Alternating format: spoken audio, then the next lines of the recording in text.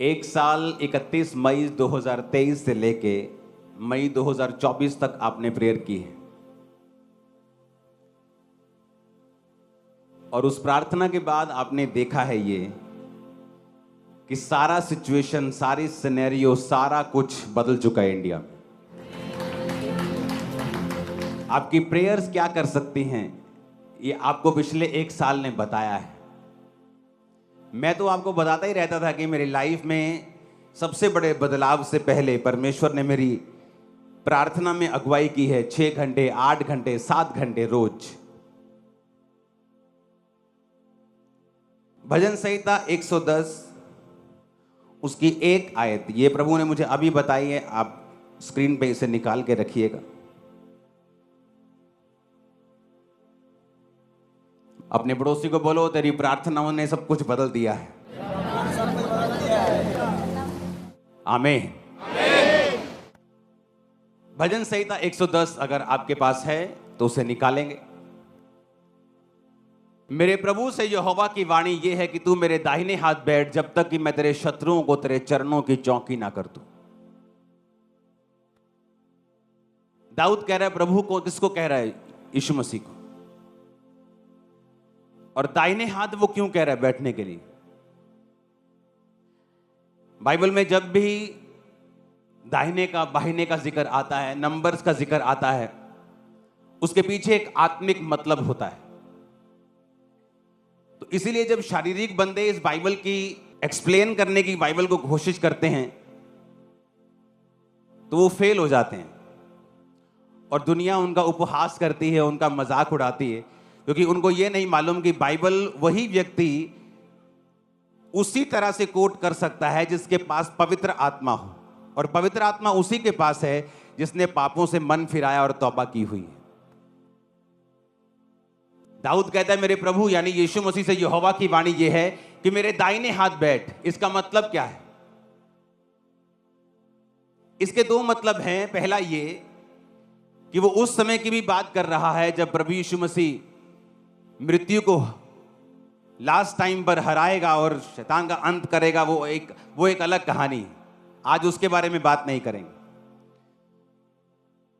लेकिन अगर आप पवित्र वचन को ध्यान से पढ़ें और जिंदगियों को देखें, चाहे वो दाऊद की हो जिसने ये लिखा है वचन पवित्र आत्मा की प्रेरणा से, तो आपको ये बात समझ आएगी कि जो लोग परमेश्वर के दाहिने हाथ बैठे हैं या खड़े हैं,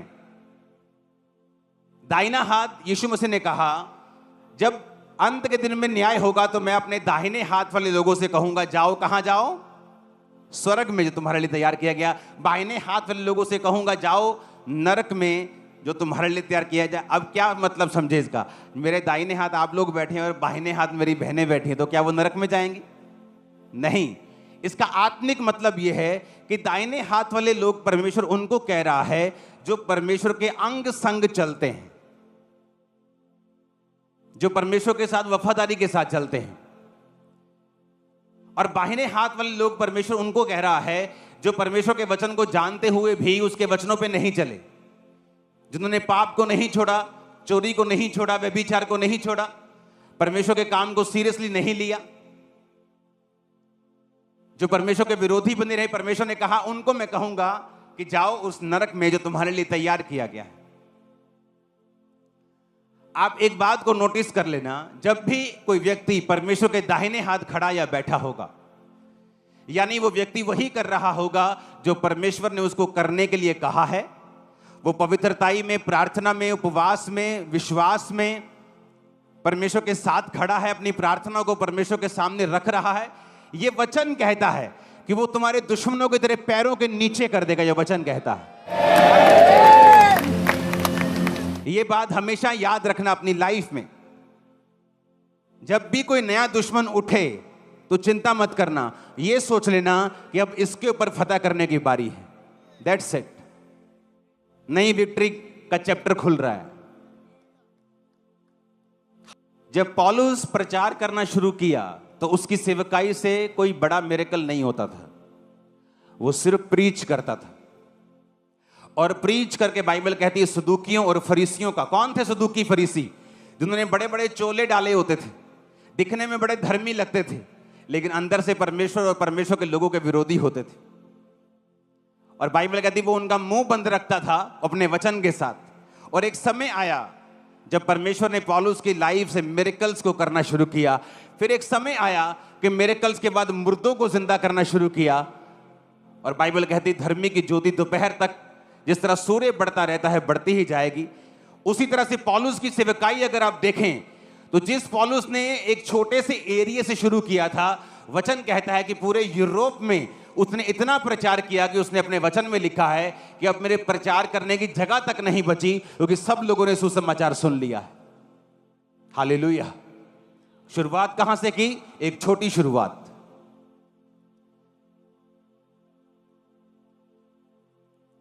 ये ग्रेस जो मैं आपको गवाही देने वाला हूं अभी मेरी लाइफ पर उतरी है डीप तरीके से। पहले थी लेकिन इतनी डीप नहीं थी जितनी अब है। ये टेस्टिमनी एक सपने की मैं आपको पहले भी दे चुका हूं। ये किस तरह से मेरे को सपना आता है कि गवर्नमेंट ये करेगी और वही कुछ होता है थोड़े दिन के, 2 दिन 4 5 दिन के बाद ही। आज से कुछ दिन पहले मैं एक वचन पढ़ूंगा, उससे पहले योएल नबी की पुस्तक 2:28 उसमें लिखा है, उन बातों के बाद मैं अपना आत्मा सब प्राणियों पर उंडेलूंगा, तुम्हारे बेटे बेटियां भविष्यवाणी करेंगी, पुरनीय स्वप्न देखेंगे। पुरनीय कौन है? बुजुर्ग। कौन से बुजुर्ग? वो बुजुर्ग नहीं जो शरीर के बुजुर्ग हैं, वो बुजुर्ग जो आत्मा के बुजुर्ग। यहां बैठा एक 35 साल का व्यक्ति उस व्यक्ति से आत्मा में बुजुर्ग हो सकता है जो 70 साल का है। इसीलिए बाइबल कहती है जब परमेश्वर लोगों को चुनता है, जैसे मूसा को उसने चुना तो उसने उम्र देख के नहीं चुना, दाऊद को चुना उसने उम्र देख के नहीं चुना।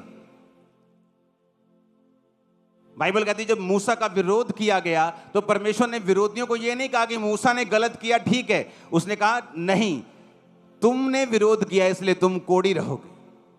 यह उसके चुनाव की बात है। आप परमेश्वर के चुनाव को कभी भी चैलेंज नहीं कर सकते।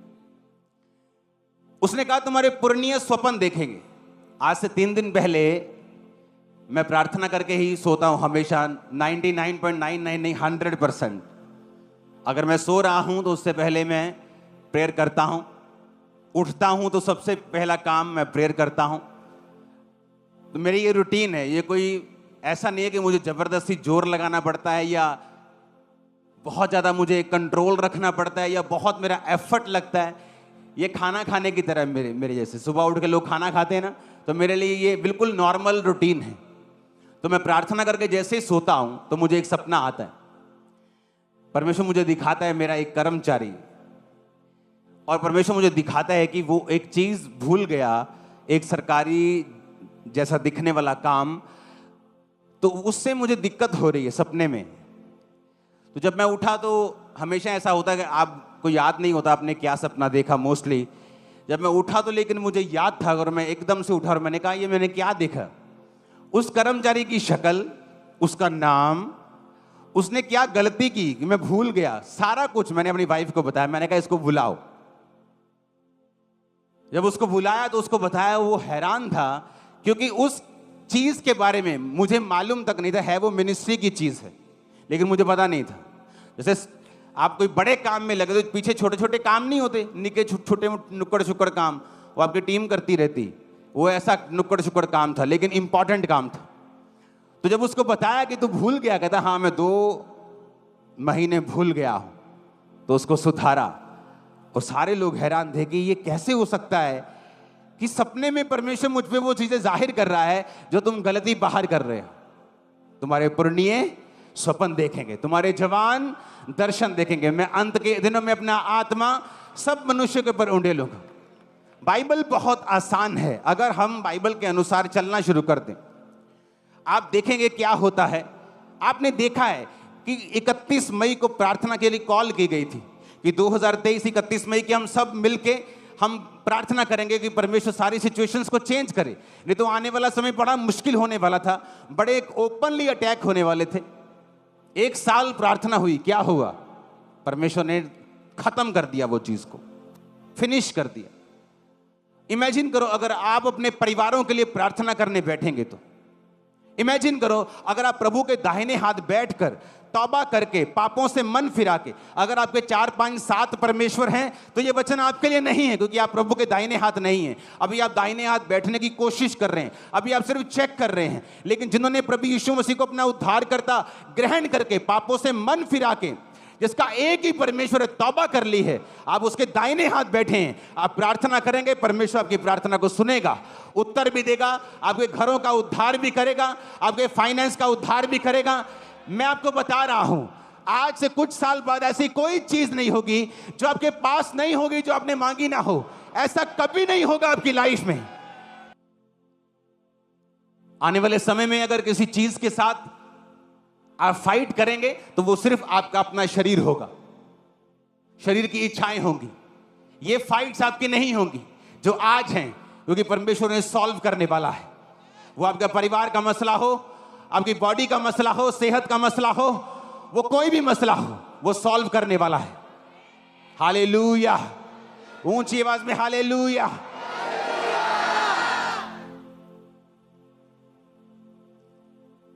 उसने कहा मेरे दाहिने हाथ बैठ। तो हमेशा इस बात को याद रखा करो कि जब दुश्मन कुछ कहे तो प्रार्थना करना, उस दिन फास्टिंग में चले जाना, बिना डरे और घबराए, और थैंक्स करना कि एक और जीत आपकी प्रोफाइल में जुड़ने वाली है। नथिंग, उसके अलावा और कुछ नहीं मिलेगा। शैतान को शर्मिंदगी, इंसल्ट के अलावा और कुछ परमेश्वर देने वाला नहीं है,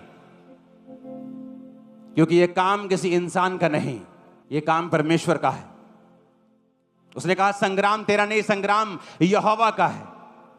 जब आप नशों के खिलाफ लड़ेंगे, शैतान के खिलाफ लड़ेंगे, डाइवोर्स के खिलाफ लड़ेंगे, पाप के खिलाफ लड़ेंगे, तो शैतान ऐसा नहीं कि आपको छोड़ने वाला है। वो पूरी कोशिश करेगा, लेकिन हर बार शर्मिंदगी उठाएगा, हर बार इंसल्ट उठाएगा, हर बार मुंह की खाएगा, नीची खाएगा और भाग जाएगा। Hallelujah, hallelujah. क्योंकि परमेश्वर ने हमें खास हिदायत दी है कि तुम्हारा लहू और मांस से कोई भी युद्ध नहीं है। अगर लहू और मांस से होता तो हम लड़ते, लहू और मांस से नहीं। एक बार पास्टर बेनी हिन की किसी ने बुराई की, वो भी एक अच्छा पास्टर था, बुराई कर दी जोश जोश में। लोगों को कई बार अपने आप को ज्यादा धर्मी समझ लेते लोग और दूसरों को पापी समझ लेते हैं। ये बड़ी प्रॉब्लम है। इस स्पिरिट का इलाज नहीं है। दुष्ट आत्मा तुम निकाल सकते हो किसी के अंदर से, लेकिन जब कोई रिलीजियस स्पिरिट के साथ इफेक्टेड हो जाए, ऐसी स्पिरिट जो अपने आप को धर्मी समझती है, दूसरों को पापी समझती है, इस आत्मा का कोई भी इलाज नहीं है। इसका इलाज सिर्फ परमेश्वर करता है बीमारियों के साथ। तो उस पास्टर ने बुराई कर दी,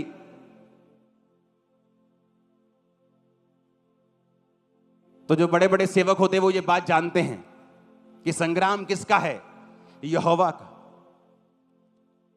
तो उन्हें लड़ने की जरूरत नहीं, बोलने की भी जरूरत नहीं, छोटी सी वीडियो बनाने की भी जरूरत नहीं,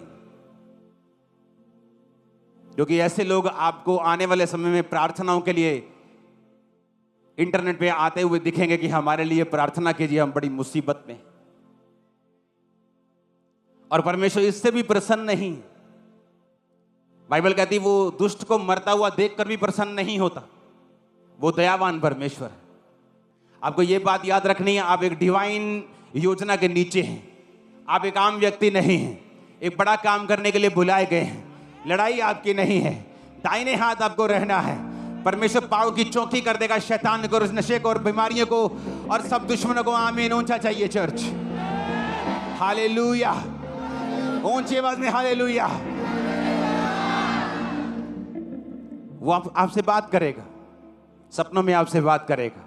आज से कुछ साल पहले मेरी टीम जानती है, जो मेरे साथ हमेशा प्रार्थना करती थी, और मैं बैठा हुआ प्रार्थना कर रहा था और मैंने एक बड़ा अजीब दर्शन देखा। वो आज तक ऐसा दर्शन मैंने कभी नहीं देखा। सपने देखे हैं, लेकिन आज तक वैसे दर्शन वाली फील मुझे अब तक नहीं आई। 10 साल हो गए।